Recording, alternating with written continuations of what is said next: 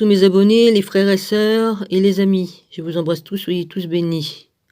Voilà. Je pense que mon casque, il est posé à côté, ça pose pas de problème, parce que je vais pas m'ennuyer à voir ça sur les oreilles, ça sert à rien. Alors j'en étais à la page 68. Je vais lire les dernières lignes, mais comme il lui avait plu de leur accorder de venir au jour en général, il lui plut également de leur accorder d'être indépendants. Quand cela lui plut, il leur donna la pensée parfaite concernant la bonté qui leur était témoignée. Voilà.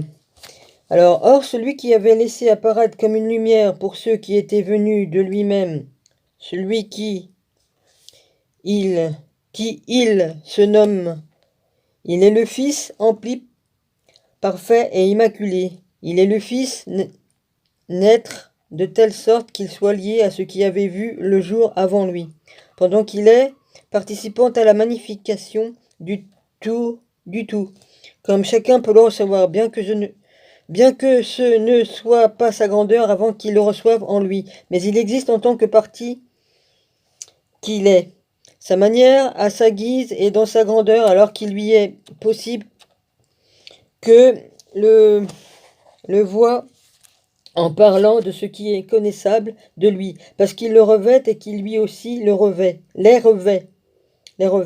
Il arrive à l'atteindre alors que l'incomparable est tel qu'il est, afin que le Père soit loué par chacun et se révèle. Et tandis que lui, dans son... Il arrive à l'atteindre alors que l'incomparable est tel qu'il est, afin que le Père soit loué par chacun et se révèle, virgule, et tant que lui, dans son inexpressibilité, car, non, il n'y a pas car, est caché, inexpressibilité est cachée et invisible. Il l'admire intellectuellement. C'est pourquoi la grandeur de sa sublimité réside en ce qu'il parle de lui et le voit, et qu'il devient révélé en tant que celui auquel ils rendront gloire en raison de la demeure de sa douceur et de sa grâce. Et comme les admirations des actes de silence sont des naissances éternelles, que celles-ci, à leur tour, sont des produits rationnels. Ainsi donc, les déterminations du Logos sont des procréations spirituelles. Ces deux admirations et déterminations, donc dit lors qu'ils appartiennent à un Logos, sont des graines, des pensées de ses produits et de ses racines visibles, vivantes, éternelles. Elles sont des produits qui viennent de lui dans la mesure où elles sont des produits raisonnables et spirituels à la gloire du Père. Il n'est besoin d'aucune voix. Ils sont des esprits sensés et raisonnables et il n'est pas non plus nécessaire d'agir dans ce qu'ils veulent faire. De même qu'il était, de même sont ceux qui sont issus de lui, dans la mesure où ils produisent tout ce qu'ils désirent, et ce qu'ils conçoivent, ce qu'ils appellent, vers quoi ils se meuvent, en quoi ils reposent, à qui ils rendent gloire dès lors qu'ils le célèbrent. Cela, ils l'ont comme des enfants. Car ainsi, dans leur force engendrante, telle qu'elle est auprès de ceux dont ils sont issus, conformément à leurs aides réciproques dans la mesure où ils cèdent réciproquement comme le font les inengendrés. Le Père possède vraiment conformément à ce à quoi il leur est supérieur en tant qu'inconnaissable et inconcevable, une telle ampleur et une telle mesure que s'il s'était révélé tout de suite et soudain à tous les sublimes des éons qui sont issus de lui, il aurait été ruiné. C'est pourquoi il retint sa force et son intangibilité dans ce en quoi il est, comme un être qui est indicible et innommable et élevé au-dessus de tout intellect et de tout discours. Mais celui-ci s'est lui-même étendu, et ce qu'il a répandu, c'est ce qu'il a donné à tous, solidité, espace et demeure, et ainsi de son nom est celui parce qu'il est le Père du tout, et par sa compassion pour les temps, il a semé dans leur pensée qu'ils devaient le chercher, le chercher. La richesse et alors il manque un mot, réside en ce qu'ils conçoivent qu'il existe et par conséquent cherchent ce qu'il existe. Par conséquent, cherchant, on dit cherchant ou cherche, ce qu'est ce qui existe. Ouais. Mais celui-ci leur fut donné en guise de jouissance, de nourriture, de jubilation et de la multiplication de l'illumination qui est sa compassion, sa connaissance et sa liaison avec eux. C'est celui qui est appelé le Fils. Et est aussi celui qui est le tout et celui dont on sait qu'il est, et, il manque un mot, dont il est revêtu. Celui-ci est ce en quoi il est nommé Fils, et qui conçoit qu'il existe et qu'il le cherchait le premier, et l'existant en tant que Père est celui, le premier et l'existant en tant que Père est celui sur lequel on ne peut pas parler, et celui que l'on ne conçoit pas, l'autre est celui qui vint en premier au jour. Personne ne peut le concevoir à l'appréhender mentalement. Que peut-on là-bas s'approcher du sublime du premier être réel? Mais tous les noms par lesquels il est conçu ou qui sont utilisés pour lui sont produits pour rendre gloire comme une trace de lui conformément. J'en ai marre d'avoir les yeux... ou qui sont utilisés pour lui sont produits pour rendre gloire comme une trace de lui conformément à la force de l'un de ceux qui le louent.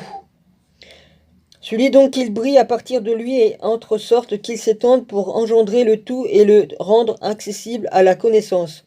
Il manque un mot, vraiment tous ces noms, et il est en réalité seul le premier humain du Père, à savoir celui que je nomme.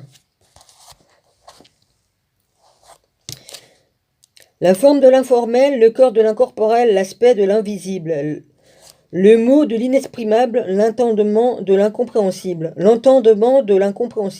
la source qui s'est écoulée de lui, la racine de ceux qui sont plantés, le Dieu de ceux qui sont présents, la lumière de ceux qui illuminent, l'amour de ceux qu'il a aimés, la providence pour ceux qu'il a d'abord vus, la sagesse pour ceux qu'il a rendus sages, la force pour ceux auxquels il donne de la force, la ressemblance de ceux auprès de qui il est présent, le dévoilement de celui qu'il cherche, l'œil des voyants, la respiration des respirants, la vie des vivants, l'unité de ceux qui sont mêlés à tout.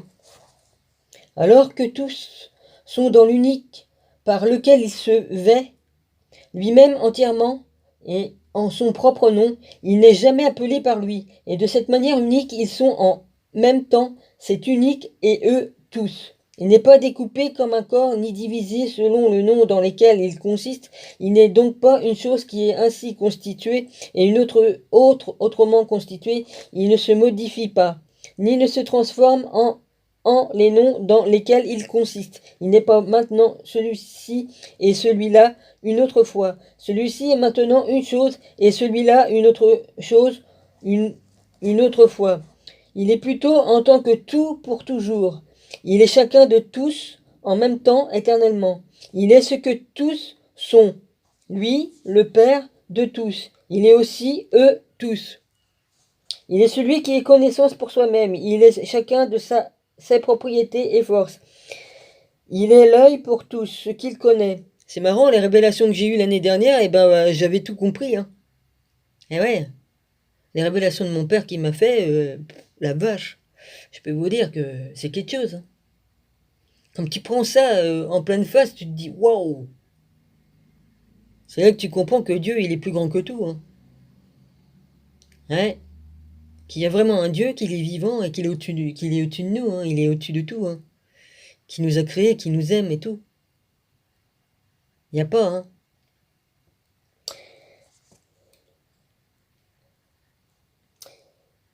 Et voilà. Il est l'œil pour tout ce qu'il connaît.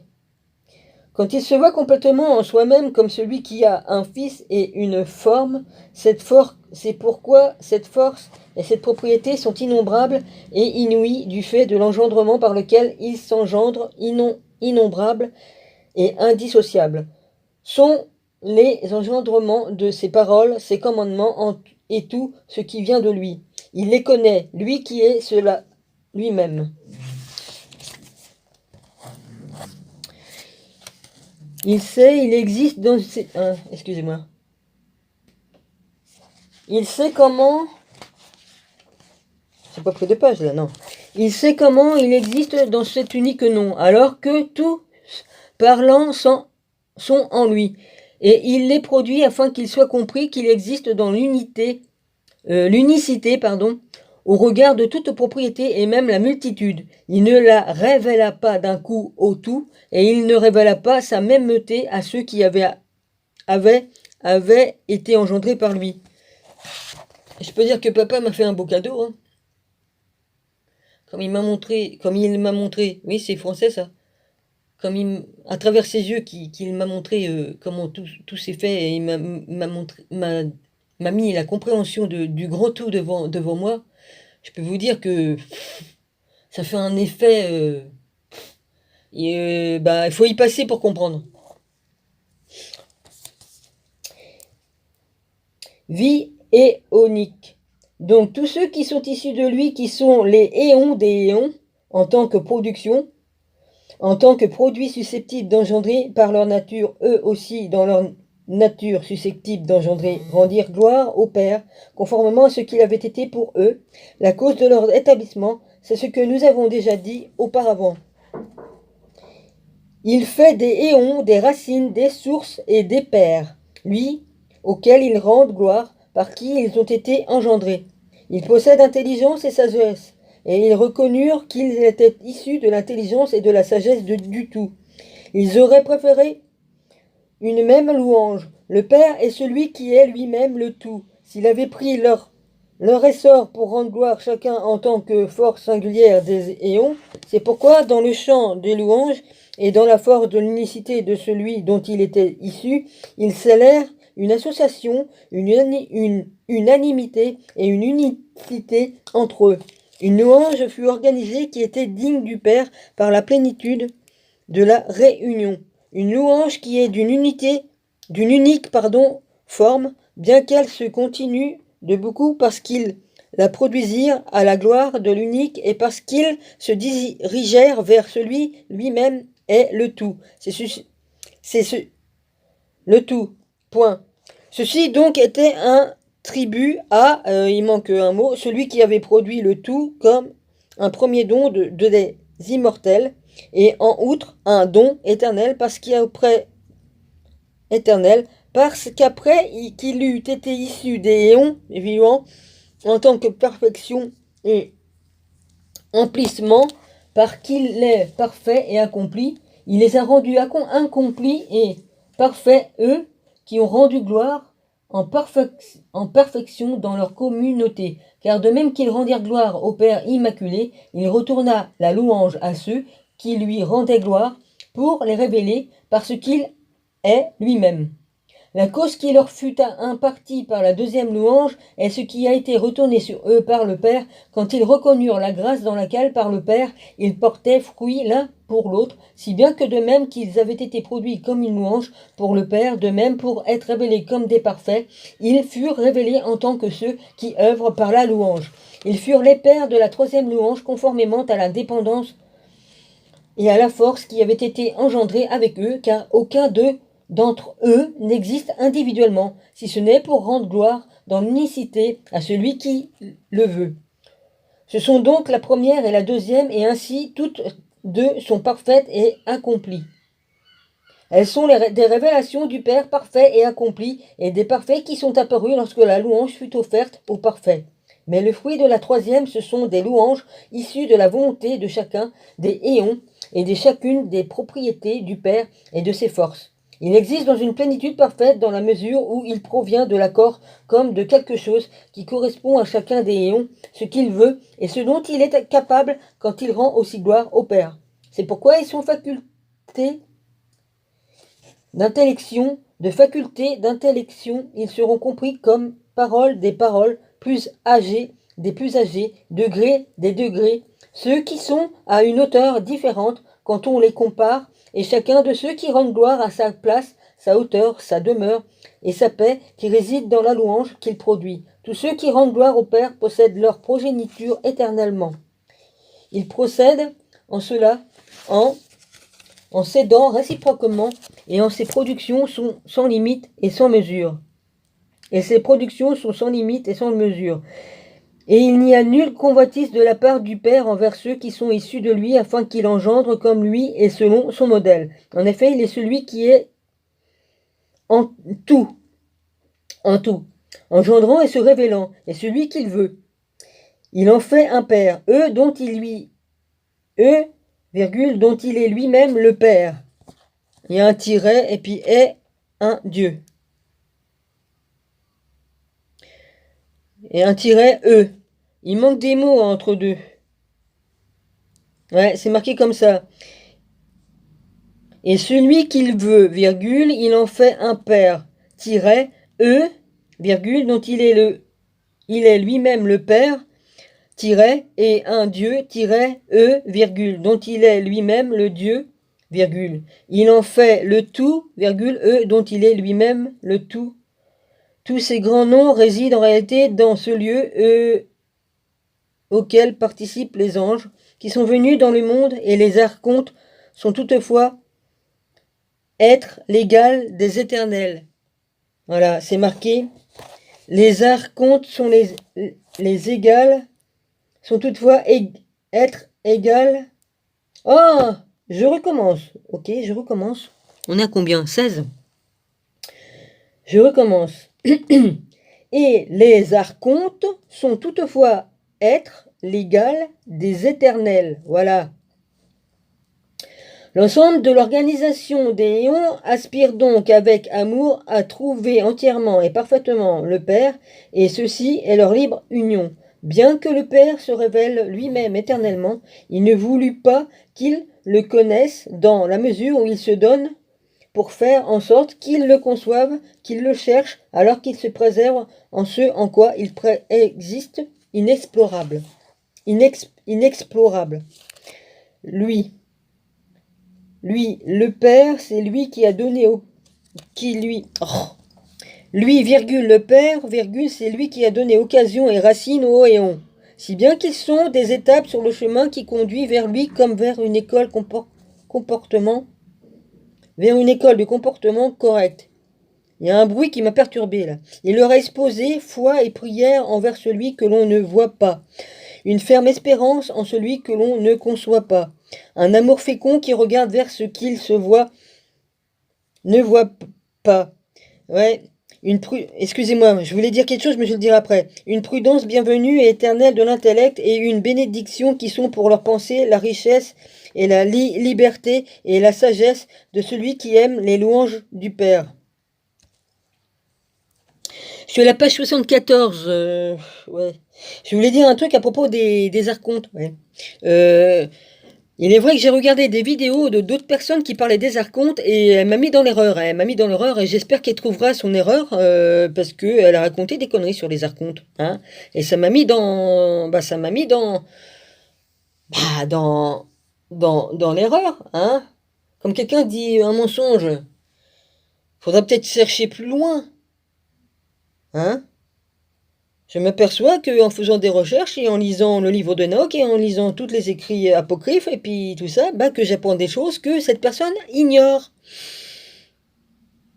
Donc, elle a fait des erreurs. On ne dit pas que les archontes sont ceci et cela, ils font ceci et cela. Il y a des choses qu'ils n'ont pas fait.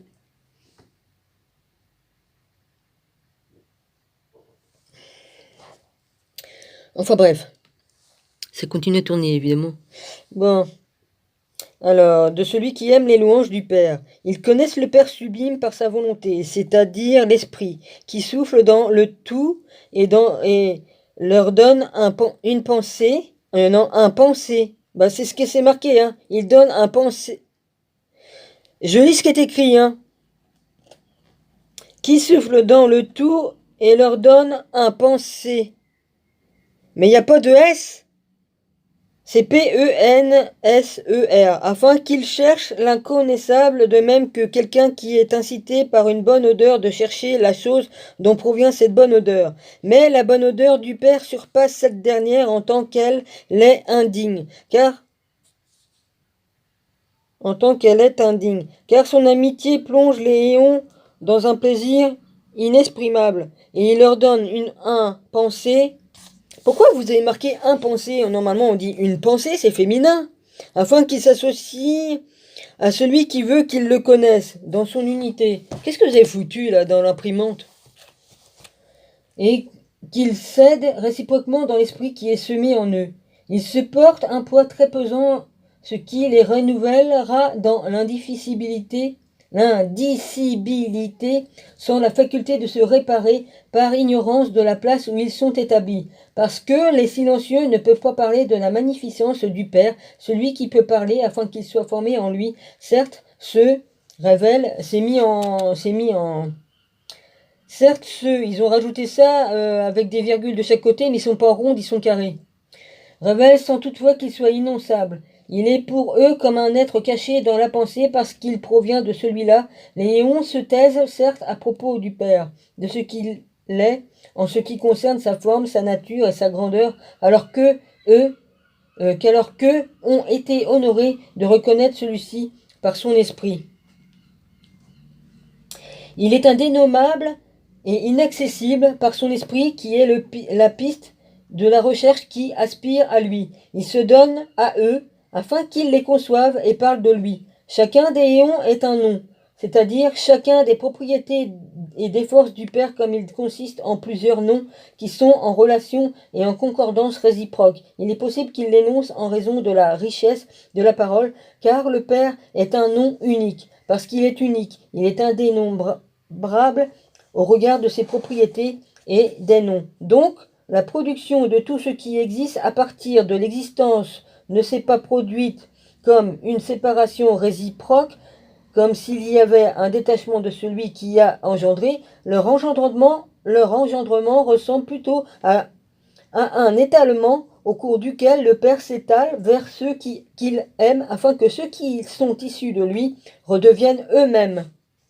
Ah bah ça, pour redevenir nous-mêmes, on redevient nous-mêmes, hein.